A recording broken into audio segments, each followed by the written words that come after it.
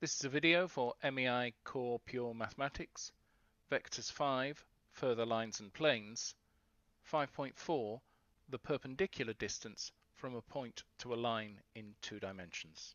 The formula booklet lists this under its section for the perpendicular distance of a point from a line and a plane. For a line in 2 dimensions, the distance from a point x1, y1 to the line ax plus by plus c equals 0 is given by this formula. So this is my point, and this is the line.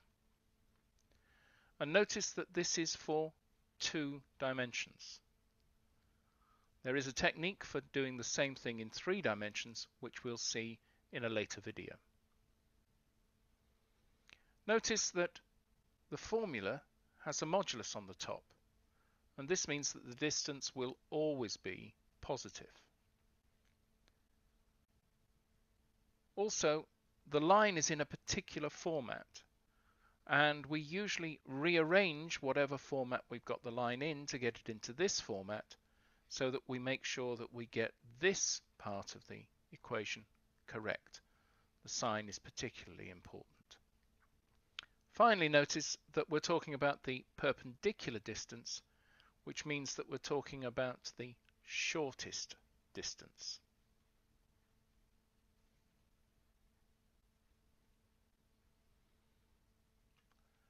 Here's that formula again, but with a diagram this time. So this is the point that I'm trying to find the distance to the line from. Here is the line.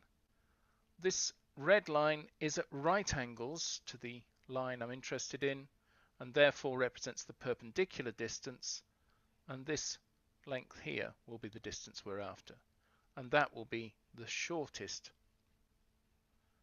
because it's at right angles. If you pick any other point on the line and find the distance to this point, you'll see that distance is longer than the perpendicular distance. Let's have a look at an example then. We want the shortest distance, so that's good. We want the perpendicular distance.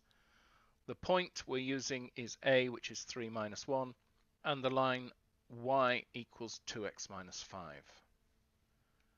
Need to rearrange this line just to get it into the form I want. So 2x minus y minus 5 is equal to 0. And therefore, I can extract from this now that a is equal to 2, b is equal to minus 1, and c is equal to minus 5. And of course, I know that my point x1 is 3 and y1 is minus 1. And now just plug all of those into the formula. So d is equal to the mod of a times x1, so that's 2 times 3, plus b, which is minus 1, times y1, which is also minus 1, plus c, which is minus 5. And that's all over the square root of a squared, so that's 2 squared, plus b squared, which is minus 1 squared. Sort out the top line, we're going to get 6 plus 1 minus 5 on the top, and a root 5 on the bottom, which means that my distance is going to be 2 over root 5.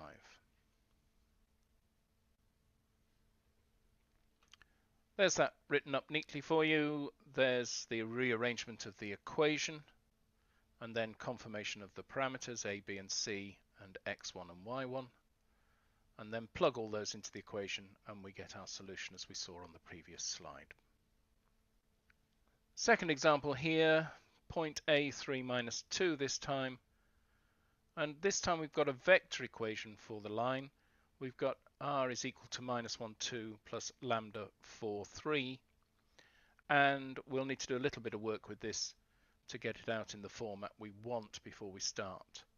We start by writing that r is equal to xy.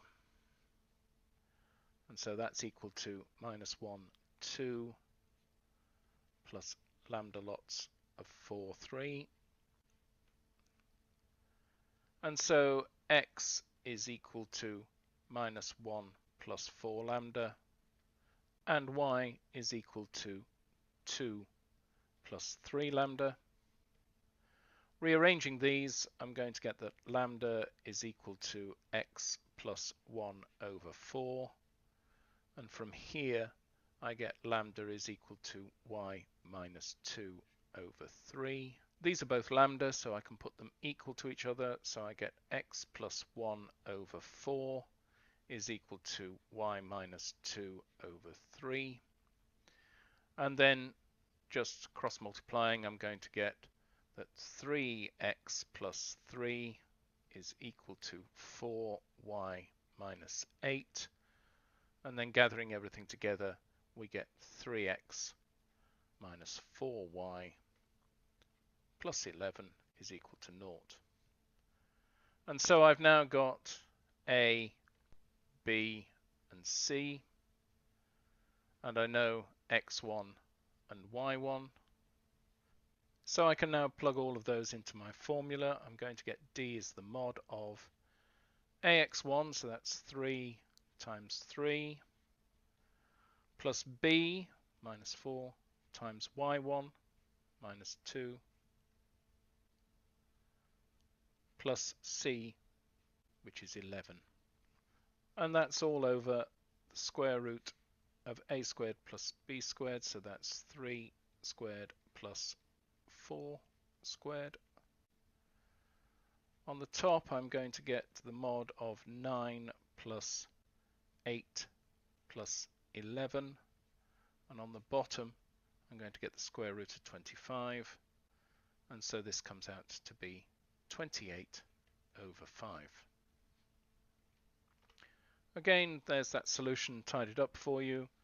This is where we went through and rearranged the vector equation using r is equal to xy. We've rearranged that to get the equation in Cartesian form. And there's a little bit of work to do here, but it's not that bad. And then plug all the values in to get d is 28 over 5. So this formula here is in your formula book. You don't need to derive it. You don't need to know where it comes from. You do need to know how to be able to apply it properly. And the most important thing is making sure that you get the equation of the line into the correct form, as we did here, so that you can then establish the values for A, B, and C correctly. The next video in the sequence is 5.5, the perpendicular distance from a point to a line in 3 dimensions.